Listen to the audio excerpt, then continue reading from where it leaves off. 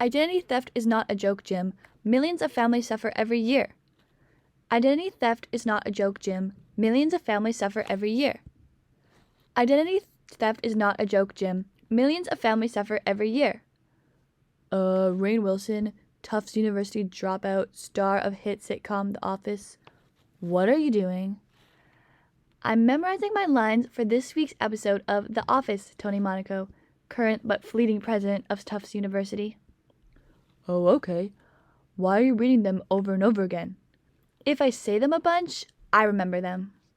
Why does that happen? I'm not really sure. Professor Patel, professor of psychology at Tufts University. Do you know why when I read my lines over and over again, I memorize them? Yes, Rainn, I do know why. I'm not the professor of Intro to Cognitive and Brain Science for nothing. Tony Monaco, do you want me to take you inside Rainn's brain and show you why? Yeah.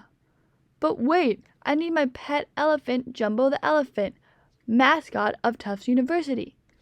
But he's being taken on a walk by Rowan J. Chetner, student at Tufts University. Oh, I know Rowan. She's in my CBS class. I don't know Rowan, but she seems really cool.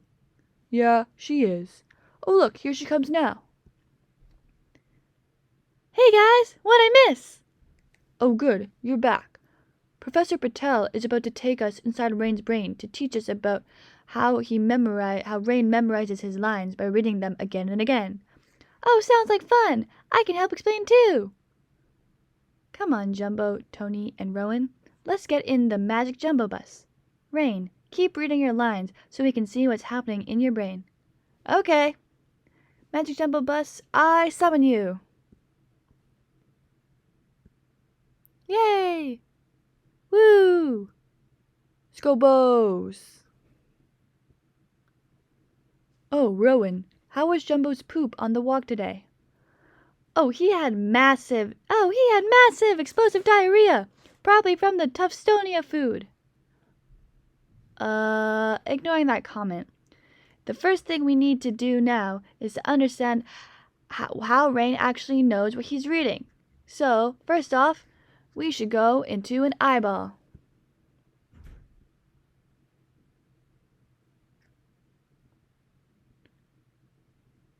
Whoa, where are we? We're in one of Rainn's eyeballs, where visual information comes in. Look, you can see the letters Rainn is reading coming in through his retina at the back of his eyeballs. Then it goes in the brain, where even more cool visual processing things happen.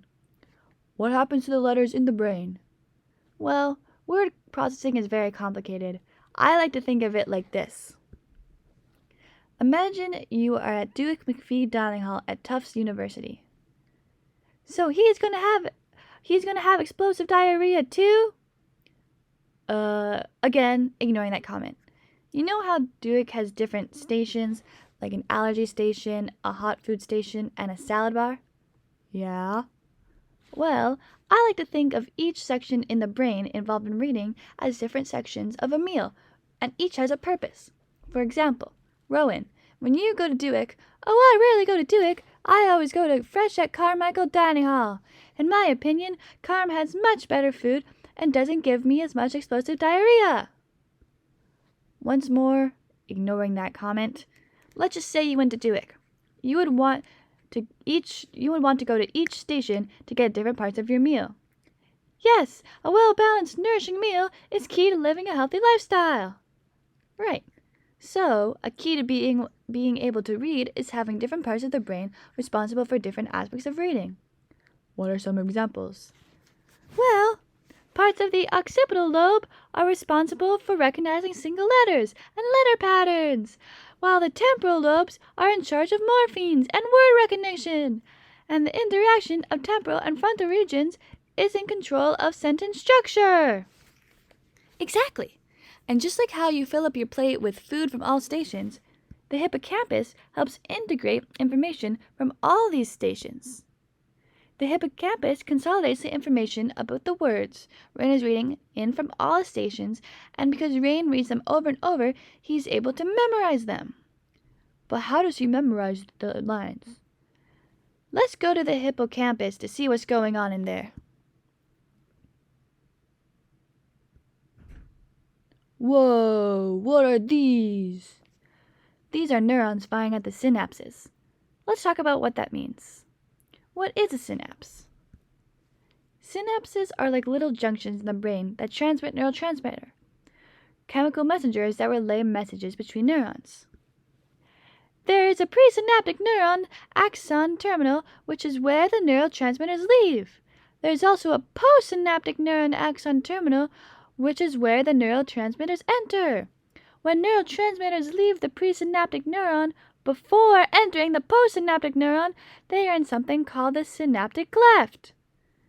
Synapses fire because their resting potential, which is the balance of electrical charges, changes, and their resting potential changes by the excitatory or inhibitory input from another neuron. What exactly is excitatory or inhibitory input? Well, excitatory input makes membrane potential more positive. In other words, depolarizes the cell, and is caused by an influx of sodium ions. On the other hand, inhibitory input makes membrane potential more negative. In other words, hyperpolarizes the cell, and is caused by an influx of potassium ions. Yes. And when the cell is depolarized enough, an action potential spike happens, and neurotransmitters are released between the synapses. And when the cell is hyperpolarized, the synapse goes back to normal and stops firing neurotransmitters. And guess what?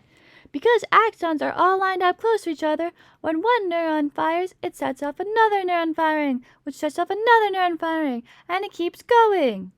Wow, fascinating. A way I like to think of it is this. Imagine a line of children. One of the children at the end is holding a ball with a message inside. Then someone gives that kid a cookie. The kid gets so excited that they pass the ball to the next kid, who passes the ball to the next kid, and so on. Now all these kids have had the ball with the message. Huh, that's very interesting. What message is being sent in Rain's brain? Well, there are billions of neurons firing all the time with many different messages. But the one we're concerned about today is a neurotransmitter called glutamate, which is involved in learning and memorization and aids synaptic plasticity, which we'll get to in a bit. But that's not all there is to know about synapses. Did you know that synapses can change the strength of their action potential? What? No way. Way! Even though the same amount of neurotransmitters are being released, more and more receptors can grow. And because there are more receptors, more neurotransmitters can be absorbed from the synaptic cleft, and therefore a bigger effect can occur. Let's relate that to the line of kids with a ball Rowan was talking about. Imagine that, but there are more kids who are there to catch the ball and pass it on if someone else drops it. Even though the same amount of neurotransmitters, which are the same amount of balls, is released, depending on how many synaptic receptors there are, which are kids receiving and passing the ball, the message may be transmitted stronger. That is so cool. But how does synaptic efficiency change? That is a little something called neuroplasticity. Neuroplasticity? What's that? It basically means that our brains can change to adapt to new things. Here's an important saying to remember.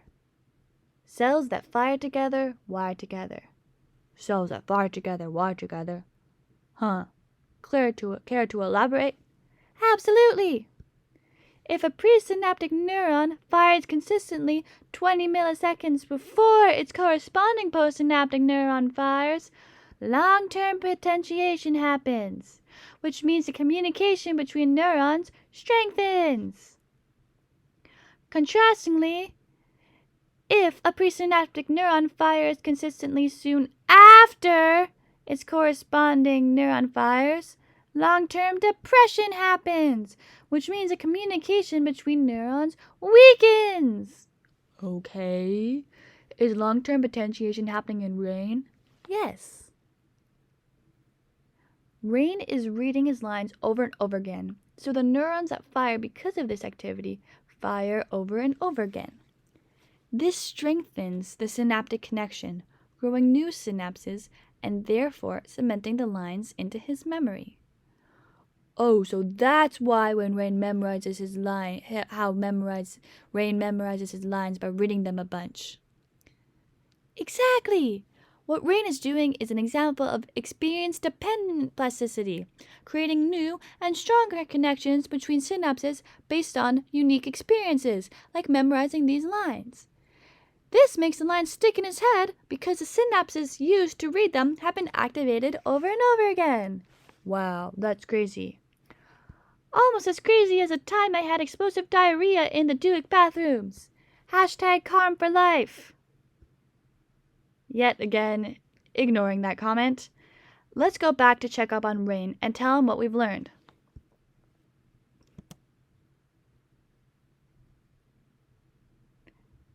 Hey guys, how was my brain? Oh, we saw some crazy things. We went into your memory and saw what you Googled last night, and boy, oh boy. No, we didn't, Rain. We would never invade your privacy like that. Good, because the only thing I Googled last night was how to stop my explosive diarrhea after eating the Duick spinach. Why does everyone hate Duick so much? Is it really that bad? Well, actually, most people prefer Duick, but we're #quirky and prefer calm. True, I'm very quirky. I didn't go to Tufts only to transfer to University of Washington for nothing. Wow, you're funny. You should be on an extremely popular comedy show or something. But anyway, do you want to know what we learned about how you memorize your lines? Sure, sounds interesting. Okay, so we learned that you read words from the page that gets processed by many different areas of your brain, but the hippocampus consolidates all the information about the words so you understand what you're reading. You are able to memorize the words you read because of neuroplasticity. When you practice something over and over again, the connections in your brain for this specific task grow in number and strengthen. And therefore, the task becomes easier. That's why when you read these lines again and again, they commit to memory. Wow, I never knew this. This is so cool. It sure is. Welp, I best get going. I have to take Jumbo to Spring Fling. Oh, no way! I'm going too. Let's all go together.